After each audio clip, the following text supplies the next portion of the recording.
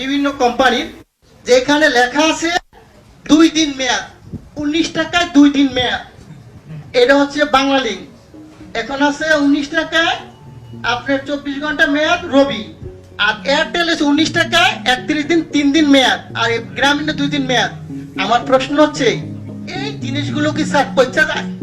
এটির মেয়াদ থাকবে কেন?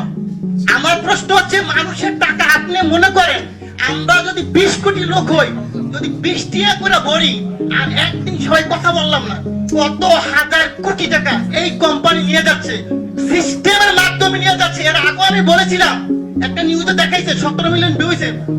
ওদিক থেকে উচিত ছিল এই সিস্টেমটাকে বাংলাদেশে বন্ধ করে দেওয়া। আমি বারবার বলেছি, গরিব মানুষ ভিক্ষা করে, সে 20 টাকা ভরে। আপনি হয়তো জানেন না, আজকে বললাম সে তার মা মারা গেছে, বাপ মারা গেছে, সে কথা বললো না, তার মানে আমার টাকা চলে যাবে? ওয়াই? কেন? এই গ্রামীণ ফোন কোম্পানি বা অন্য কোনো কোম্পানি এরা কারা?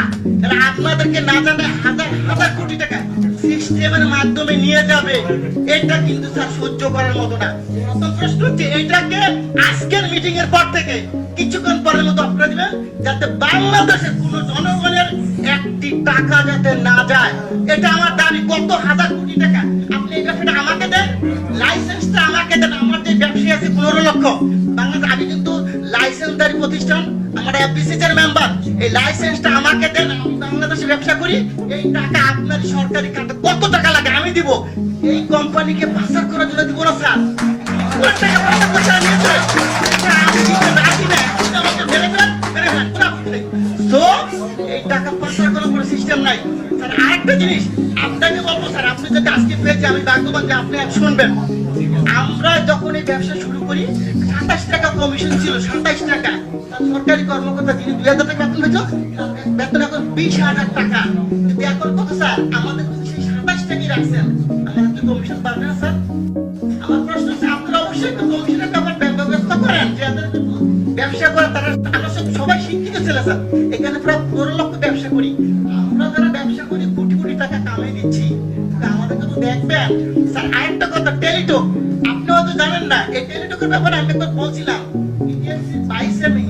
সম্ভবত আমি জানি না, উনি আমাকে বলে বাবা আমার না ভাই, একদমই লোকটা পিটিএসি না টেলিযোগাযোগ। আমি ঠিক আছে, আমি স্যারকে পাই বলবো স্যার, আমার আপত্তি স্যার যদি মাইন্ড না করেন, আপনি দায়িত্বটা আমাকে দেন। আমার ব্যবসায়ীরা সবাই মিলে আমরা করি। বাংলাদেশের টেলিটককে কেমন উড়াইতে হবে আপনি আমাকে সাপোর্ট দেন। আমি বলবো, কোন দোকানদার আমাদের দোকান থেকে টেলিটকের সিম কেনার পরও রিচার্জ পাবে, তা হবে। টেলিটক উন্নয়ন কেন্দ্র করতে হয় স্যার। আপনি যদি কোন ধরনের সিস্টেমটাকে আপনি বলেন যে বলে আপনি সহযোগিতা করেন, আমি করতে বাধ্য আপনাকে। আপনি যেভাবে চান টেলিটক অবশ্যই উন্নয়ন হবে। আমাদের দেশি প্রতিষ্ঠানকে গ্যাফরাইকে অন্য কোম্পানিকে করে দিব, আর একটা টাকা পাচারটা নিয়ে যাবে স্যার, এটা মেনে নেওয়ার মতো না। এটা অবশ্যই আমি চাবো, আমি আর মনে করতে বলতাম স্যার, কিন্তু আজকে বললাম না। এই বিষয়টা আমি চাই যে আপনি টেলিটক উন্নয়ন করেন, দেশের টাকা দেশে থাকুক। আর এই যে গ্রামীণ কোম্পানি, অন্যান্য কোম্পানি মিনিট যে সিস্টেমটা নিয়ে যাচ্ছে, এটা স্যার বন্ধ করে দেয় আজকে থেকে স্যার।